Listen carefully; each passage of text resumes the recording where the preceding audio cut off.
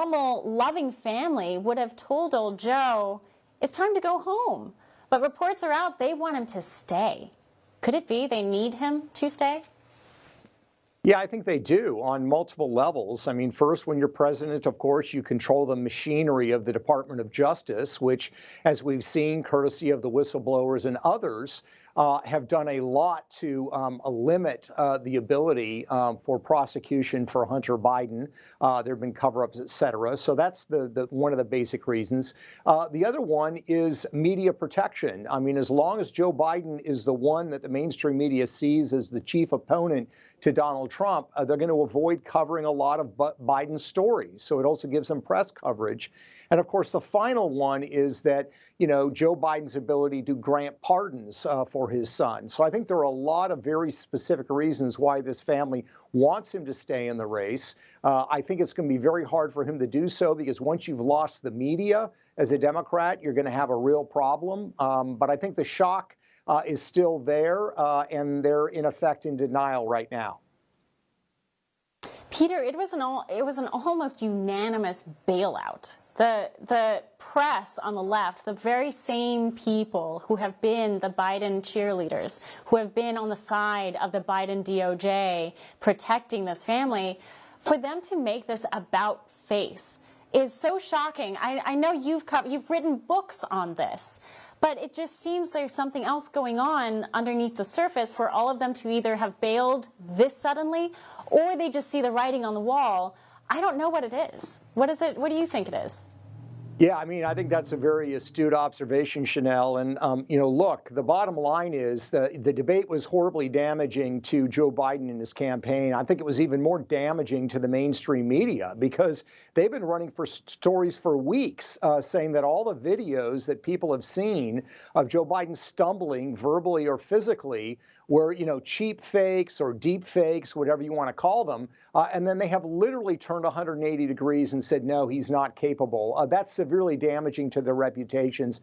I think they do see the writing on the wall that Joe Biden is not going to be able to win in this current state. The problem is that the alternatives are not so great either. Vice President Kamala Harris polls as badly as Joe Biden does, in some cases even worse than Joe Biden does. So they're really in a quandary. And the media, again, because of their desire to protect their favored candidates, in this case Joe Biden, have further damaged their already sullied reputations. And it's one of the reasons the mainstream media's approval ratings are about down there with Congress, which is, you know, 18 or 19%. And this certainly is not going to help. Speaking of those fact checkers, you mentioned them briefly just now. It was also very interesting that there were an army of fact checkers that were swooping in while we were watching this debate, defending Biden, saying that Biden did not, in fact, take money from China, as former President Trump accused him on stage. President Trump said, "You're a Manchurian candidate." And the fact checkers came in droves, Peter, and it was hilarious. I know, again, you've written books on this. How are they getting away with this dirty wordplay? At the end of the day, it is dirty wordplay. They're playing with words and details and saying it's nuanced. Joe Biden did not really take money from China, and these fact checkers are just running with that narrative still. Yeah, I mean, what the media is basically saying is if I pay money to the spouse or a family member of a politician, and then that spouse or family member in turn gives it to the politician himself, I didn't pay that politician. I mean, it's absurd, and they know it. And by the way, you look at some of the cases that are out there right now where political figures are being charged. There's a congressman from the state of Texas, for example, Senator Menendez. It's very similar in this case, where the spouses are the ones that collect the money, the politician benefits, and they are charged in this corrupt enterprise. I would argue what the Bidens have done is really no different. What we know is that they've received tens of millions of dollars from Chinese, Russian, and Ukrainian interests, that the family, the larger Biden family, has lived off of this money for years, and that some of that money ended up in Joe Biden's pocket via his brother. They don't dispute those facts, and what they want to engage in, as I think you so accurately say, is wordplay. Well, Joe Biden himself did not actually cash a check from these foreign entities, so it's not technically true.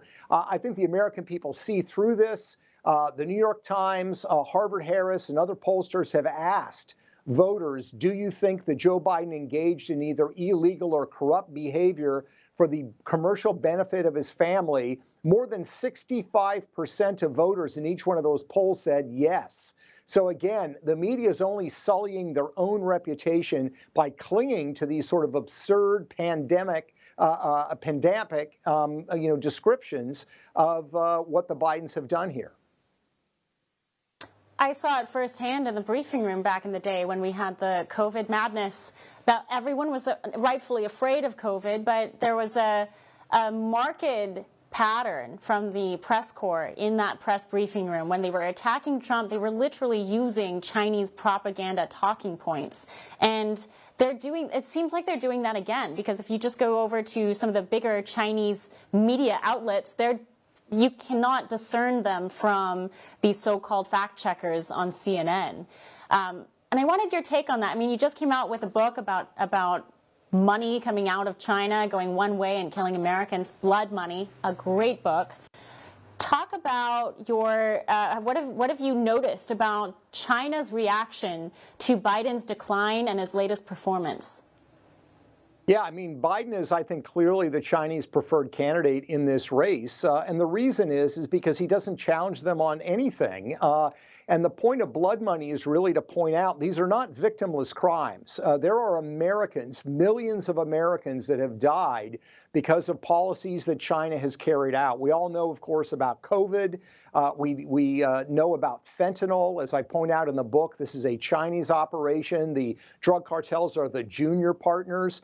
You can look at the violence in our streets. China in 2018 started smuggling into the country these small devices called Glock switches that you put to a Glock handgun, makes it a fully automatic machine gun. That's resulted in deaths in the United States. China's doing all of this, and Joe Biden will not call them out. And I think the reason he won't call them out is because he's compromised. His family's taken tens of millions of dollars from Chinese businessmen linked to the Chinese government and linked to the Chinese intelligence apparatus. And the Bidens have done nothing discernible in return for this. And I think that's because the services, in effect, that are being performed are being done by Joe Biden. And the mistake that's often made, Chanel, is people want to think that it's a quid pro quo, that they got paid this amount of money for this decision. That's not how China works. It's more of a retainer arrangement. We're going to provide you with funds, and we are going to hope that there's favorable treatment in return. And Joe Biden has absolutely given them favorable treatment on a number of levels. Part of it is looking the other way when they've engaged in these actions that are killing the Americans. It's a form of what they call disintegration warfare against the United States, and this administration is doing nothing to combat it. Not only nothing, Peter, I mean, again, you've done incredible work in this field. You were, bar none, very little can actually compete with the stuff that you put out, because you bring the receipts, you bring the documentation, the financial records, because at the end of the day, so much of this can be explained by the money trail. And what's sad and very scary to me, and I've been working on a few investigations on this, is how that money trail leaks into our core departments like the Department of Justice, where you have high-level government officials in the Department of Justice, for example, who know and understand that families like the Bidens will pay them handsomely if the DOJ can perhaps share information that shouldn't be leaked at all. That part is, I think, the unexposed story about all of this, too, because the nature of corruption, it will always, I think, be the same. Whenever there's man and power in any given space, corruption will exist. So my question to you is, having done so much study on this, having done so much work into this, has the Biden family and the way they've operated changed the way that other corruption agents will act in the future? Is this a warning signal to them, or is it always going to be this way?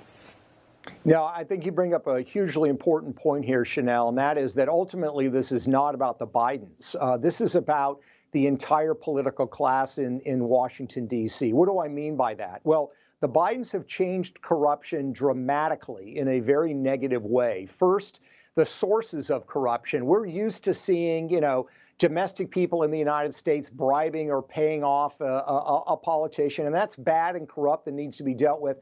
The Bidens actually have taken large sums of money from our chief rivals, I would even say our enemies on the global stage, and the amounts of money. We're not talking about a $500,000 payoff. We're talking about tens of millions of dollars that have gone through these Biden LLCs. And the question is, if the Bidens are allowed to do this without any penalty, which they certainly have not had much penalty other than a congressional investigation, you open the door to other people imitating them. In other words, if the Bidens can do it, why can't we do it? So we're looking at a situation where in the next administration or the administration after that, whoever is president, why can't a Secretary of State or a Secretary of Defense or a Vice President or a President say, my adult children can be on the payroll of entities in China, do nothing in return. It's an influence operation, but that's okay because the Bidens were able to do it. Why can't I? If there's one thing we know about corruption, Chanel, it will be imitated. If it's not dealt with, and it's not dealt with firmly, it will be imitated in Washington, D.C., because you so artfully said earlier, as long as you have human beings and power, people are going to look for opportunities to self-enrich. And this Biden precedent is a horrible one for our country. And I think it needs to be dealt with not just because he's the president of the United States right now, but it sets a standard for future leaders, which is absolutely terrible for the future of our country. So well put. Peter Schweizer, his latest book is Blood Money, a chilling must-read. Peter, thank you so much for your time. Thanks for having me, Chanel. I appreciate it.